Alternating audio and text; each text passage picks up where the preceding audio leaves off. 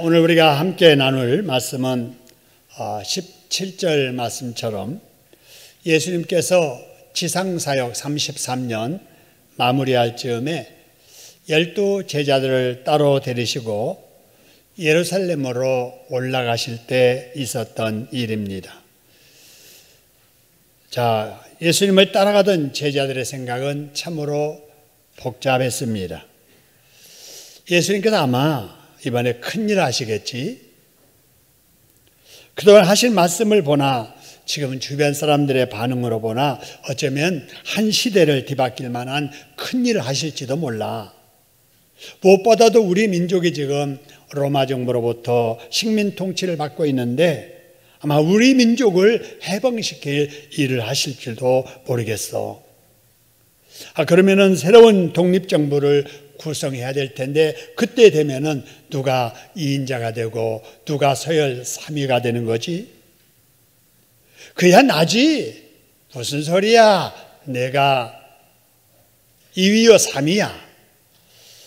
이러면서 서로 다툼을 하면서 예수님을 따라가고 있었습니다. 아직도 제자들의 마음은 세상적인 욕망과 이기적인 욕심을 버리지 못하였었지요.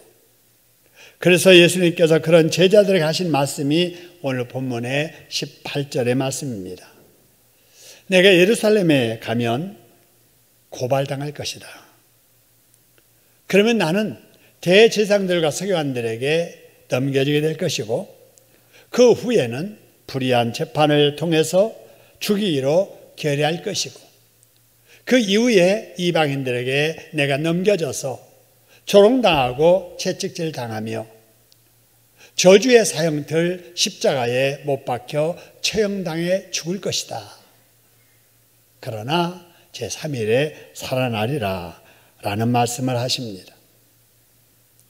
제자들이 듣기에 실로 충격적인 말이지요.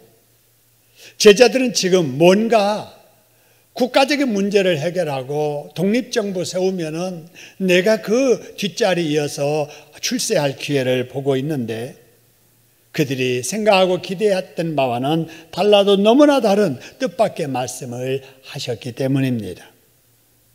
여러분, 그런데 우리는 이 말씀 이후에 어떻게 되었는지를 알지 않아요. 예수님께서 제자들에게 하신 말씀대로 다 이루어졌잖아요. 예수님께서 예루살렘에 들어가신 이후에 고발당하셨지요. 불의한 재판을 받으셨고 불의한 재판의 결과는 사형 선고가 내려졌고 예수님은 로마의 군병들에게 의해서 조롱당하고 채찍질을 당하고 결국은 십자가에 못 박혀 처형당하셨습니다. 여러분, 이런 일들을 보면서 우리가 이 시간에 꼭 붙잡고 지나가야 될 몇 가지 교훈이 있습니다. 그게 뭘까? 여러분, 예수님의 제자들을 한번 볼까요? 예수님의 제자들이 하나님이신 예수님께 부름받아가지고 3년 동안 합숙하면서 집중적으로 훈련받았던 사람들 아닙니까? 근데도 불구하고 스승이신 예수님의 뜻과는 전혀 다른, 예수님의 생각과는 달라도 너무 다른 생각들을 하고 있다라 하는 겁니다. 여러분, 예수님의 제자들만 그럴까요? 여러분, 우리도 그럴 때가 많지요. 여러분, 내 판단은 언제나 옳은 것 같다 하지만은 그렇지 못하다는 것입니다. 그런데도 불구하고 우리들은 가끔 내 생각은 언제나 옳고 내 판단은 언제나 바르다고 생각을 합니다. 여러분, 이게 착각이지요. 내가 잘못됐으면서도 온전치 못함에도 불구하고 내 말은 언제나 옳아, 나는 언제나 옳은 생각만 하고 바르게 판단해 라는 생각을 하고 산다는 것입니다. 그렇기 때문에 저나 여러분이나 집에서든 교회에서든 내 생각만 옳다고 주장하면 안 된다 하는 겁니다. 내 생각, 내 판단이 언제나 옳다고 주장하는 것은 바로 고집입니다. 이렇게 고집을 피우며 살면은 하나님께도 인정받지 못하고 주변 사람들에게도 인정받지 못합니다. 사람은 관계 속에 살잖아요. 내 고집만 내세우는 사람 관계가 좋지 않습니다. 부부간에도 마찬가지예요. 부자지간에도 마찬가지입니다. 친구간의 사회생활 더 마찬가지예요. 내가 언제나 옳고 내 생각은 언제나 옳다고 생각하는 착각에서 벗어나야 됩니다. 여러분, 그런데 이 세상에서 정말 온전한 생각하시는 분은 과연 누구일까? 그분이 바로 우리가 믿는 예수님이십니다. 할렐루야. 예수님은 다 하시기 때문에 바르게 판단하시고 바르게 말씀하시면서 우리에게 늘 하시는 게 말씀이에요. 그 말씀을 성경에 기록하게 하셨습니다. 이 말씀을 읽다 보면은 두 가지 말씀이에요. 이렇게 하라 하는 말씀과 이렇게 하지 말라는 말씀이에요. 여러분, 그렇기 때문에 우리가 평소 소신을 가지고 내 나름대로 생각하며 판단하며 살다가도 하나님의 말씀을 읽을 때나 들을 때 보니까 내 생각, 내 판단이 맞다. 그러면 옳다고 인정하면서 그렇게 살아야 되지만 내가 생각했던 바와는 성경 말씀 읽어보니까 다르네. 아니, 내가 판단했던 거와는 말씀 들어보니까 다르네. 그러면 여러분, 내 생각을 예수님의 말씀 앞에 내려놓을 줄 알아야 됩니다. 할렐루야. 이것이 신앙이고 이것이 믿음인 줄로 믿습니다. 근데 많은 사람들 중에 말이지요, 하나님 앞에까지 내 뜻을 굽히지 않는 사람들이 있지요. 성경 말씀을 읽고 들으면서도 아이고 이거는 틀렸어, 맞지 않아. 오히려 하나님의 말씀을 잘못됐다고 말하는 사람들이 있잖아요. 이게 교만이고 이게 불신이지 않겠습니까? 여러분, 내 생각을 하나님의 말씀에 맞출 줄 아는 저와 여러분 되기를 주님의 이름으로 축원합니다. 그런데도 예수님의 제자들, 하나님이신 예수님에게 3년 동안 집중 훈련 받았음에도 불구하고 아직도 그 생각을 버리지 못한 거예요. 그래서 예수님께서 이 말씀 하신 겁니다. 그런데 이 말씀이 처음 하시는 말씀이 아니라 세 번째 하신 말씀이에요. 첫 번째 말씀이 마태복음 16장 21절의 말씀인데요. 여러분, 이때 말씀 보니까 이때로부터 예수님께서 이 말씀을 하신 거예요. 예루살렘에 올라가면은 장로와 대제사장들 서기관들에게 많은 고난을 받아 죽임을 당할 것이다. 그러나 죽었을지라도 살아나야 할 것을 처음에 이때 말씀하신 거예요. 근데 이때가 언제냐? 예수님께서 제자들에게 언젠가 이런 말씀하셨어요. 얘들아, 주변 사람들이 나를 뭐라고 하더냐? 이렇게 이제 물어보시지요. 엘리야라고 하던데요. 선지자 중에 한 분이라고 하던데요. 여러 들었던 이 얘기를 예수님에게 이렇게 말씀하실 때 예수님께서 이렇게 말씀하십니다. 그러면 그래, 사람들은 그렇다 치고 너희들은 나를 누구라고 보느냐? 이렇게 물을 때 여러분 아시지요? 베드로가 여러분 고백을 합니다. 뭐라고 고백하느냐? 주는 그리스도시요 살아계신 하나님의 아들이십니다. 할렐루야. 이렇게 고백한 이후에 이 말씀하셨다 그 말이에요. 이 말은 사람들이 뭐라고 하는 말에 상관없이 나를 하나님의 아들, 살아계신 하나님의 독생자로 이렇게 믿는구나, 이런 믿음을 가질 정도가 되면은 이제는 내가 고난당하고 죽임당할 말을 해도 이제 믿겠다 싶으셔서 이때 그 말씀을 하신 거예요. 근데 여러분, 이 말씀을 들었던 베드로가 어떻게 반응했는지 아시지요? 마태복음 16장 22절입니다. 거기 보니까 이런 말씀이 있어요. 베드로가 예수를 붙들고 뭐하여 이르되 그래서요? 항변합니다. 주님, 제발 그런 소리 마세요. 이런 일이 결코 주님께 미칠 일이 없을 겁니다. 이렇게 항변하는 거예요. 여러분, 장차 예수님이 되어질 일을 말씀하시는데도 아닙니다. 자기 고집, 자기 주장을 강하게 이렇게 표명하는 거예요. 이때 예수님께서 이런 베드로에게 뭐라고 하셨느냐? 바로 이어지는 23절 여러분 아시죠? 사탄아 내 뒤로 물러가라, 이 말씀을 하십니다. 너는 나를 넘어지게 하는 자로다. 네가 하나님의 일은 생각하지 아니하고 사람의 일만 생각하는도다, 이렇게 꾸짖으셨지요. 이때 예수님께서는 신앙 고백했어도 아직까지도 고난당하고 내 죽을 일에 대해서는 믿음이 없구나 생각하시고 더 한 가지 훈련시켜야 되겠다 해서 제자들 데리시고 산에 올라가셨지요. 산에 올라가셔서 예수님께서 변화되십니다. 이 변화산에서 예수님께서 갑자기 이제 모습이 바꿔지지요. 바로 이 말씀이 16장 다음 17장의 1절에서 3절의 내용입니다. 제자들이 보는 앞에서 예수님이 갑자기 뿅 하고 이렇게 변형되시는 거예요. 그 모습을 딱 보니까 얼굴이 해같이 빛이 나는 거예요. 옷이 빛같이 하얘지는 거예요. 황홀한 그 예수님의 그 모습 옆에 죽었던 모세가 그 옆에 살아나 있고 엘리야가 예수님과 옆에 있어서 서로 대화하고 있는 모습이 딱 보이는 겁니다. 제자들이 그 모습을 보고 야, 여기가 천국이로구나. 그러면서 베드로가 말하지요. 여기가 좋습니다. 그러니 고발하고 괴롭게 하고 죽이려는 사람 있는 예루살렘에 가지 맙시다. 여기가 좋사오니 여기에 초막 셋을 짓고 우리 여기 삽시다. 그렇게 말씀했지요. 그러는 제자들에게 하늘에서 하나님이 말씀하시기를 마태복음 17장 바로 뒤에 5절입니다. 이는 내 사랑하는 아들이요 내 기뻐하는 자니 너희는 그의 말을 들으라. 할렐루야. 여러분, 예수 잘 믿는 것이 하나님이 기뻐하시는 믿음입니다. 할렐루야.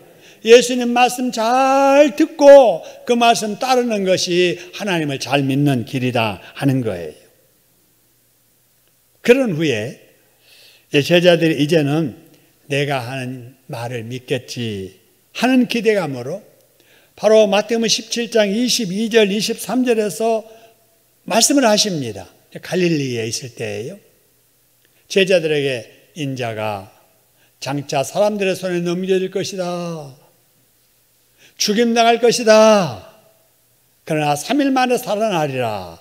이 말씀을 두 번째 하신 거예요. 이때 제자들이 또 이 말 듣고 매우 뭐 하더라고 그래서요? 근심하더라는 거예요.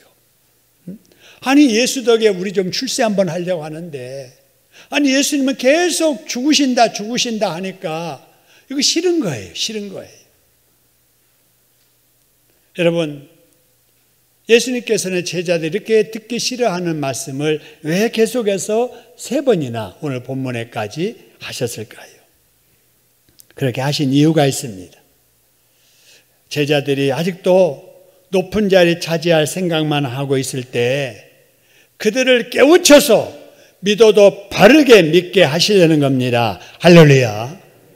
여러분, 우리가 이렇게 착각으로 내 생각대로 믿으면 안 돼요. 제자들은 자꾸 자기 생각대로 믿으려고 하는 거예요. 자기 생각대로 되기를 원하는 거예요.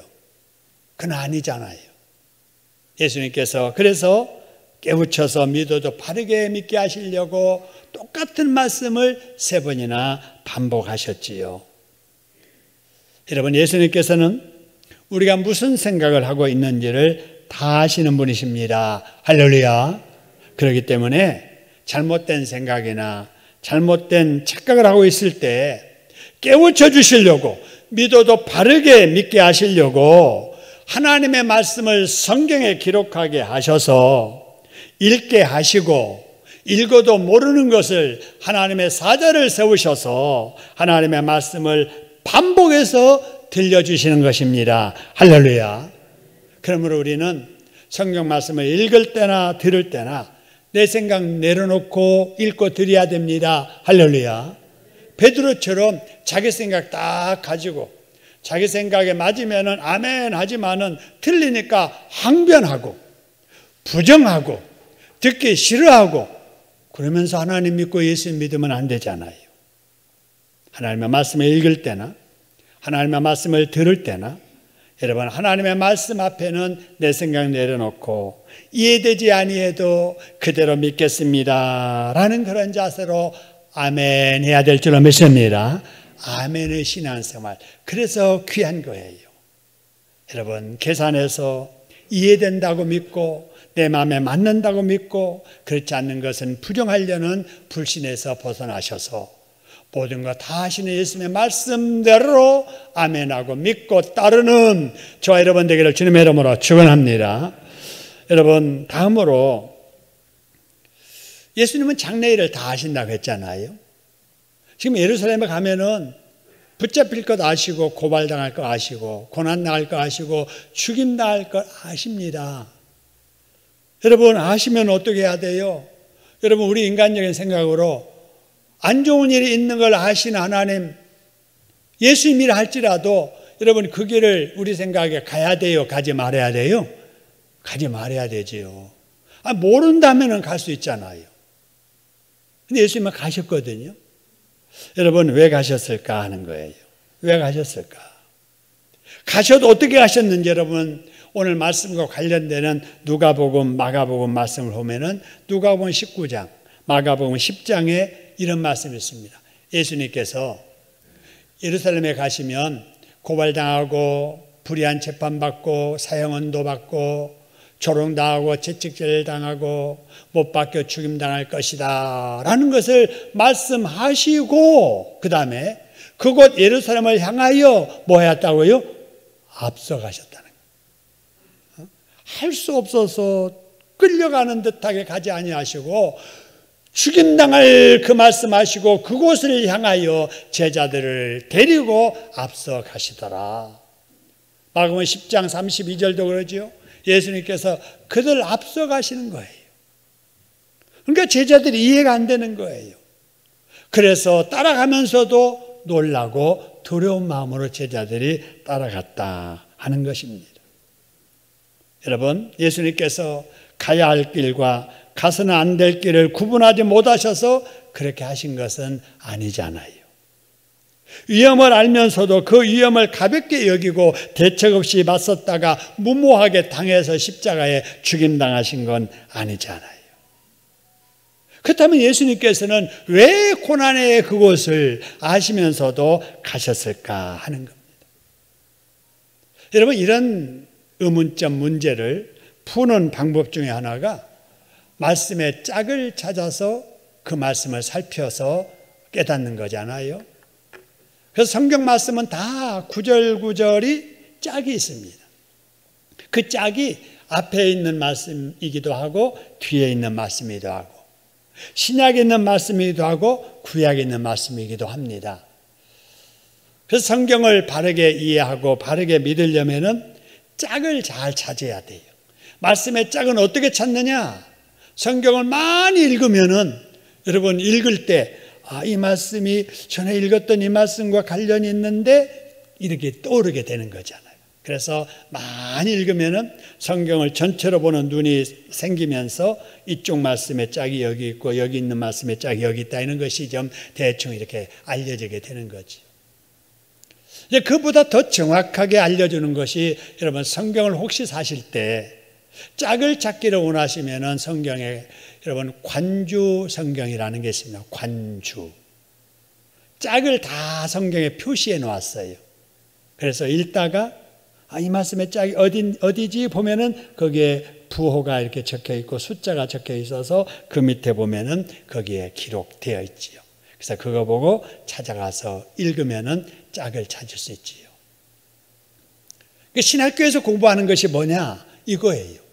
말씀의 짝을 찾는 방법, 또 말씀을 바르게 해석하는 방법, 바르게 적용하는 방법, 이걸 성경을 통해서 배우는 바로 이 과정이 신학교에서 9년 과정 공부하고 목사가 되는 것입니다.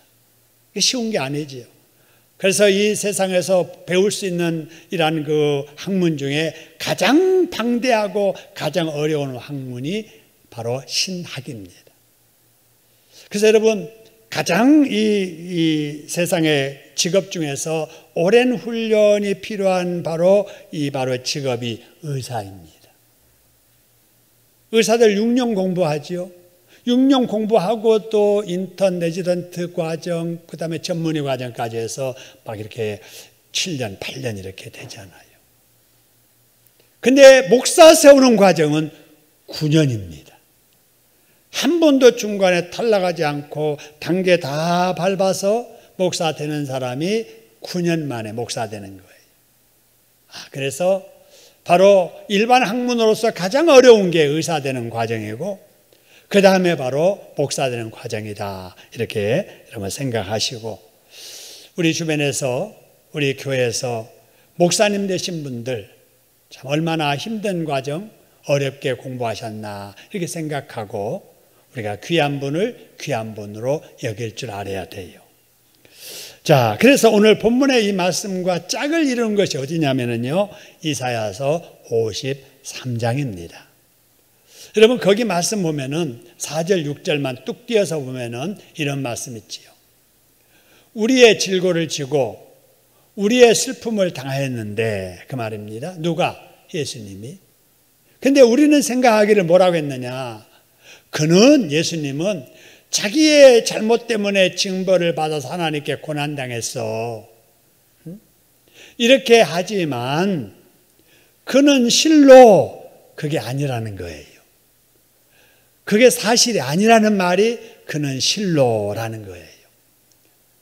예수님이 고난당하심이 예수님의 잘못이 때문에 그렇다고들 생각하지만 사실은 그게 아니고, 그 다음에 그가 찔림은 무엇 때문이요? 그래서요, 우리의 허물, 저의 허물, 여러분의 허물 때문에 예수님께서 가시관의 찔림, 창찔림을 받으셨다는 겁니다. 못 박힘을 받으셨다는 거예요.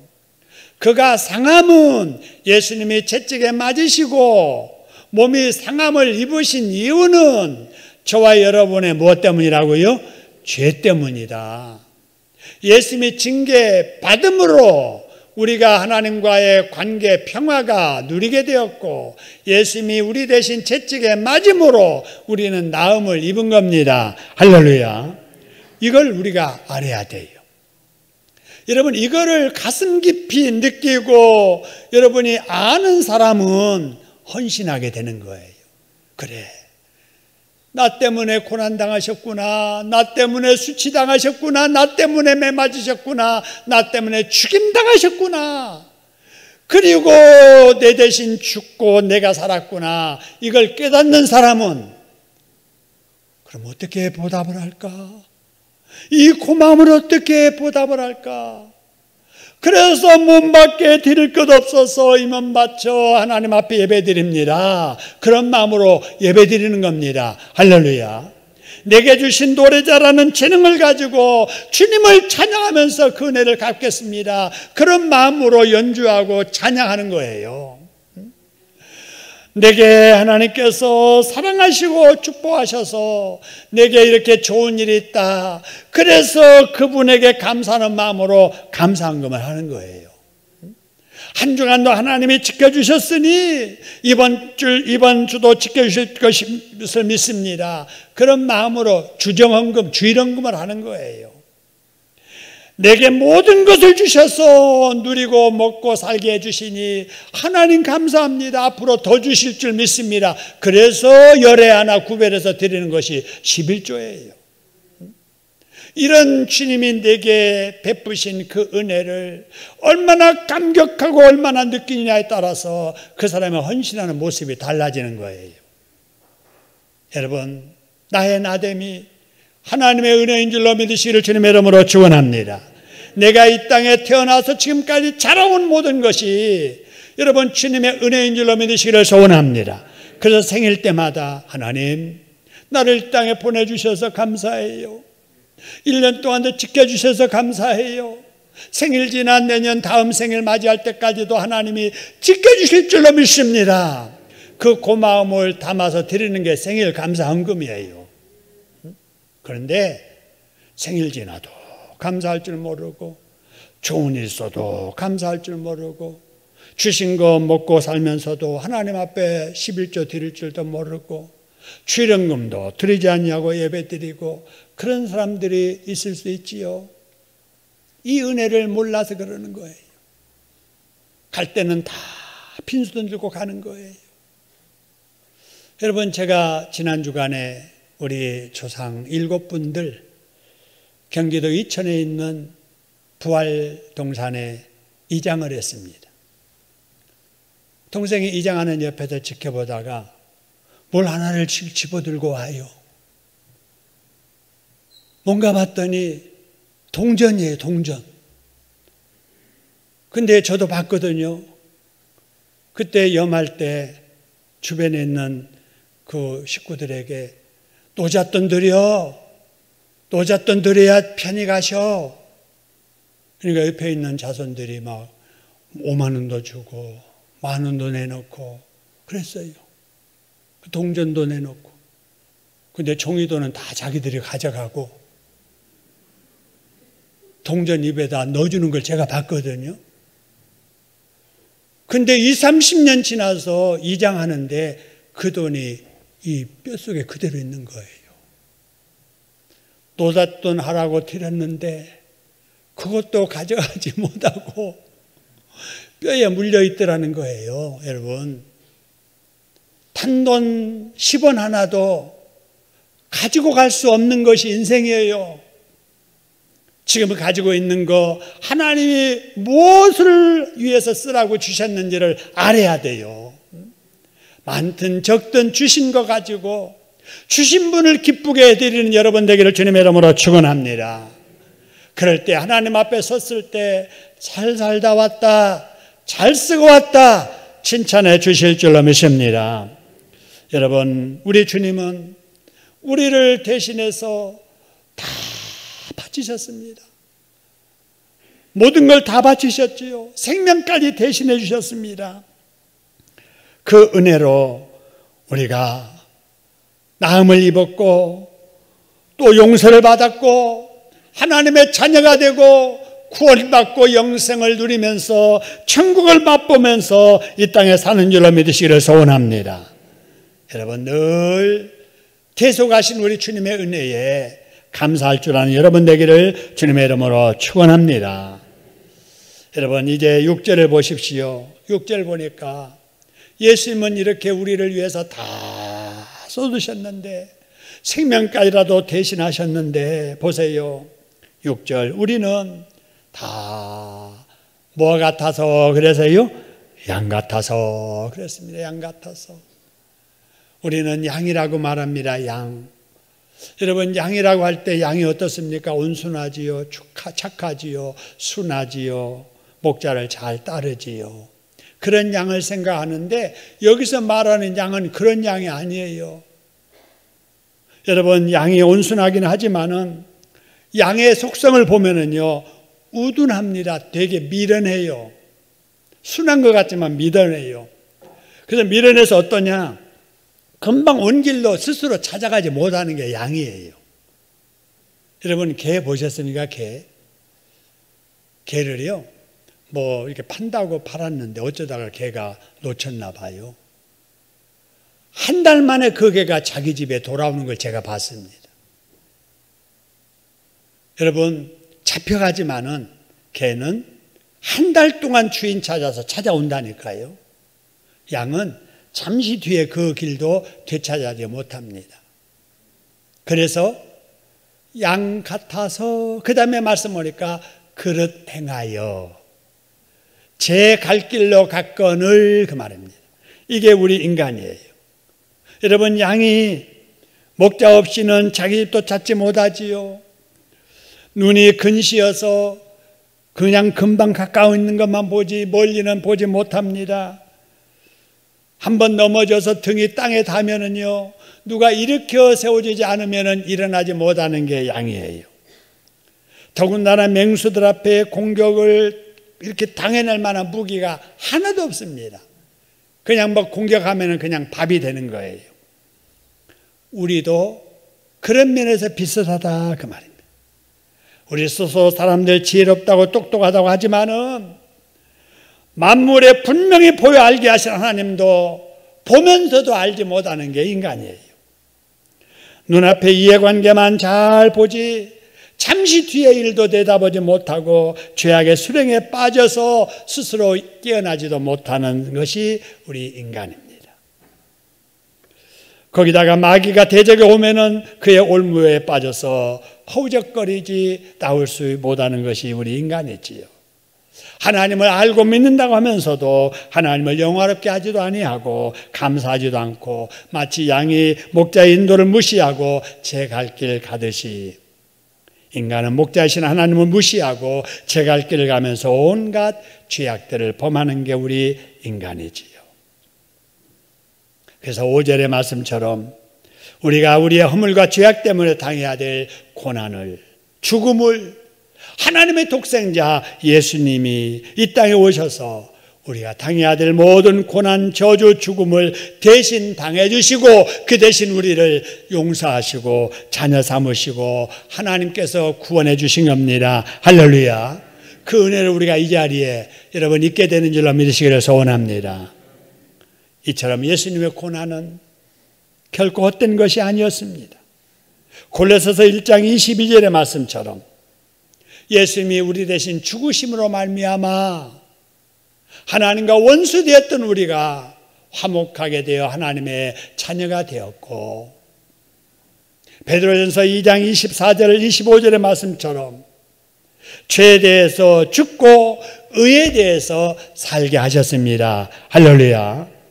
우리 하나님은 사랑하신다면은 심판하지 말아야 되고, 심판하신다면은 사랑을 거두어야 되는데, 하나님께서 독생자 예수님을 십자가에 죽게 하시고 예수님을 다시 살려 부활하게 하심으로 공의도 살리시고 사랑도 세우셨습니다. 할렐루야.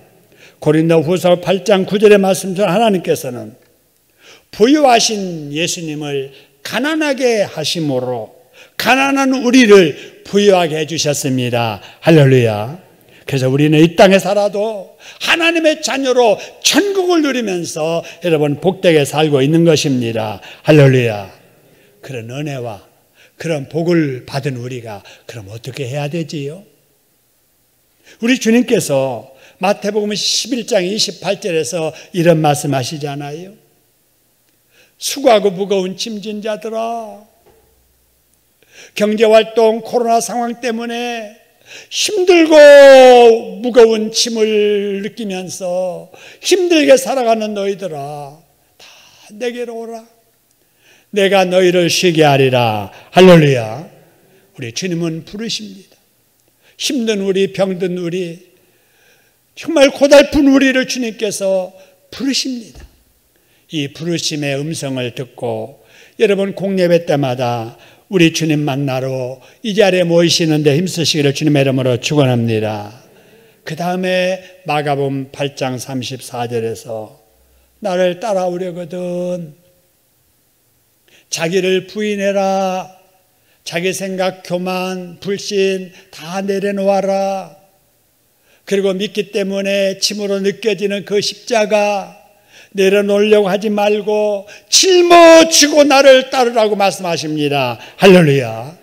주님은 가만히 계시면서 나 따라오느라고만 말씀하지 아니하시고 앞서가시면서 나를 따라오라고 말씀하시는 거예요. 힘들어도 주님 따라가는 그 길만이 행복한 길이고 여러분 축복의 길인 줄로 믿으시기를 소원합니다. 여러분 잘 오셨습니다. 오늘도 주님의 부르심을 따라 이 자리에 오셨는데 잘하셨어요.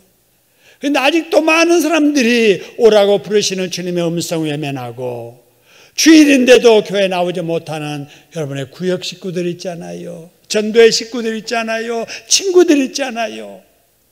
그들은 스스로 나오지 못합니다. 양 같아서 스스로 못 찾아 나와요. 찾아가야 됩니다. 이런 양 찾아가서 이런 양 어깨에 메고 99마리의 양이 있는 우리 속으로 오시는 예수님의 그 심정, 그 모습으로 여러분 우리의 구역 식구들, 결석자들을 우리가 찾아야 될 줄로 믿습니다. 우리 예수님은 죽을지라도 죽음의 길을 가는 사람 부활의 복을 허락해 주십니다. 할렐루야. 주님을 위해서 죽게 되고 하는 사람을 살려주십니다.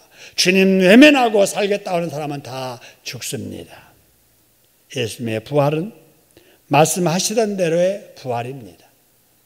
예수님의 부활은 성경대로의 부활입니다. 예수님의 부활은 우리를 위한 부활이자 앞으로 우리에게 있을 부활에 대한 모델이기도 합니다.